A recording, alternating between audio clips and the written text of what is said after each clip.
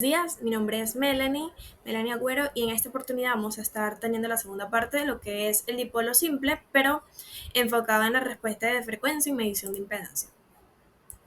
Es evidente que las antenas han sido una evolución a lo que nosotros conocemos hoy en día de tecnología, y es muy importante las telecomunicaciones. El dipolo simple media onda no se queda atrás, ya que es una de las antenas más utilizadas por su eficiencia en radiación y la facilidad que tiene para poder construirla. Es por ello que en esta oportunidad vamos a conocer más esa antena dipolo, más a profundidad. Vamos a ver nuevos conceptos de, por ejemplo, de cómo influye en la antena, cambiándole un poco lo que es la infraestructura, viendo si le colocamos diferentes frecuencias, cómo va a influir en la estabilidad de la antena. Vamos a ver la frecuencia resonante y cómo factores como la impedancia, espesor y longitud van a afectar en esa resonancia y la resistencia de radiación. Primero vamos a ver la respuesta de frecuencia en el dipolo de media onda. Para entender la frecuencia de resonancia, podemos entenderlo por medio de esta imagen, que es una imagen en la cual estamos tocando un objeto que vibra, y estas vibraciones se influyen unas ondas a lo que es el objeto B, que, como podemos ver, está vibrando de la misma manera. Entonces, la frecuencia de resonancia es la frecuencia natural que con un medio va a ser la máxima amplitud que tiene ese objeto. En las antenas pasa algo similar a esto, que la frecuencia de resonancia por la que se transmite significa la máxima eficiencia que puede dar. Es decir, cuando una antena opera en su frecuencia resonante, vamos a ver que va a tener su máxima eficiencia y no vamos a tener pérdidas de la señal. En cambio, si nosotros a la antena le colocamos una frecuencia que no es la ideal, vamos a notar que esa señal va a ser reflejada y con ella no vamos a tener una calidad deseada. Me di el chance de poder hacerles este gráfico para poder explicarles el comportamiento si se le influyen las distintas frecuencias a la antena dipolo. Tenemos por acá las impedancias y tenemos por acá las frecuencias. Cuando tenemos frecuencias bajas, va a influir que va a ser ineficiente, y con ello va a influir en un desajuste de la impedancia, como podemos ver acá. Cuando es la frecuencia de resonancia, cuando es frecuencia de resonancia, vemos que tiene la impedancia característica, que es la antena dipolo, y vemos que va a ser su máxima eficiencia, tanto para poder transmitir y para poder recibir señales. Y cuando tenemos frecuencias altas, vamos a notar que va a tener una onda reflejada. Y con esta onda reflejada no vamos a tener la calidad que nosotros esperamos. Vamos a tener un desajuste también de la impedancia, y va a influir mucho.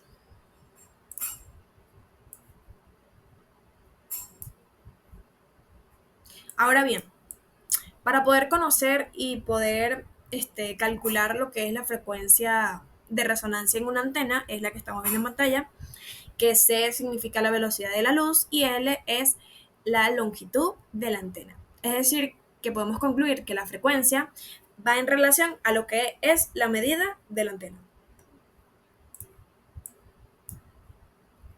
Medición de impedancia y coeficiente de reflexión. Ahora bien, nosotros sabemos que una característica de la antena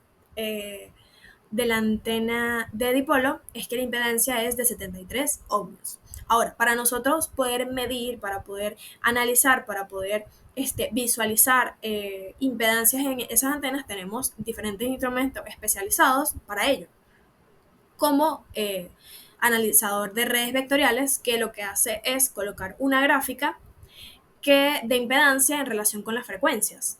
Tenemos la típica, que es la medición con puentes de impedancia, que es para corroborar valores. Y por último tenemos las simulaciones electromagnéticas, que esto nos ayuda para poder predecir el comportamiento de las ondas electromagnéticas al poder implementarlas, tanto para poder verlas antes de colocarlas y tanto para cuando esté trabajando la antena podemos ver el comportamiento y ver la impedancia, que es lo que nos interesa a nosotros. Muy bien.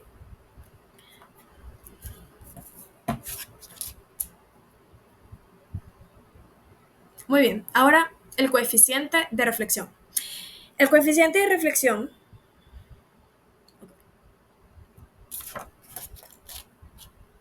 indica cuánta energía la señal reflejada. Muy bien, ahora vamos con el coeficiente de reflexión. El coeficiente de reflexión significa que él indica cuánta energía de la señal es reflejada en lugar de transmitida. El coeficiente de reflexión, por la fórmula que estamos viendo en pantalla, es la relación que tiene una onda incidente y una onda reflejada. Cuanto menor sea el valor, si es posible nulo, vamos a tener mejores resultados en la transmisión de nuestras antenas. Si la antena está correctamente adaptada, es decir, si tiene una impedancia de 73 ohmios, el coeficiente de reflexión será bajo. Y con eso vamos a tener una transmisión eficiente. Y si la antena no está bien adaptada, el coeficiente de reflexión aumenta y con ello vamos a tener una onda reflejada en lugar de transmitida. Efectos del espesor y longitud de la antena. También entendemos que la longitud de la antena dipolo, una característica que tiene es que tiene que ser lambda entre 2. Sin esta no podemos tener una adaptación, una acoplación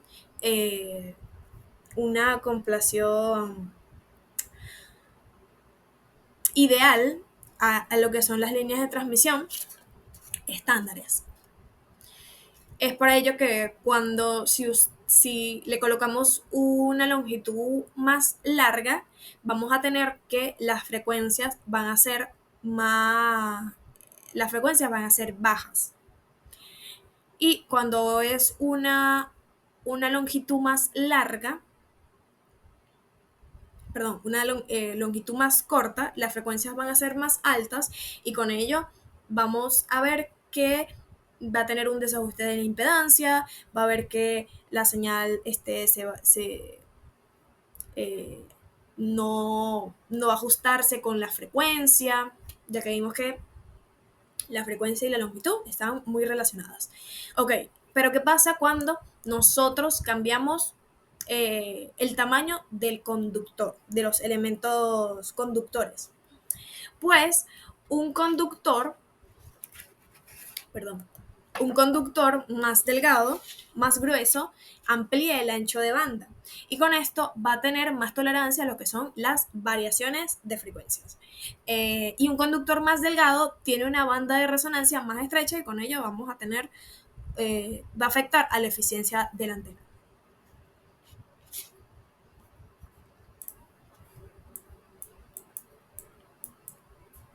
Muy bien. Ahora, resistencia de radiación del dipolo. La resistencia es la resistencia que, si disipase la misma potencia, provocaría la misma pérdida de energía en forma de radiación de la antena. ¿Qué quiere decir esto?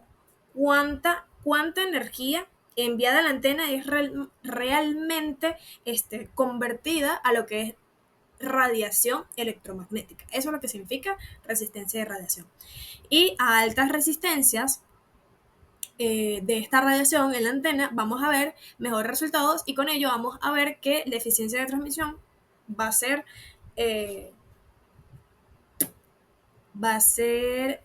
dar mejores resultados.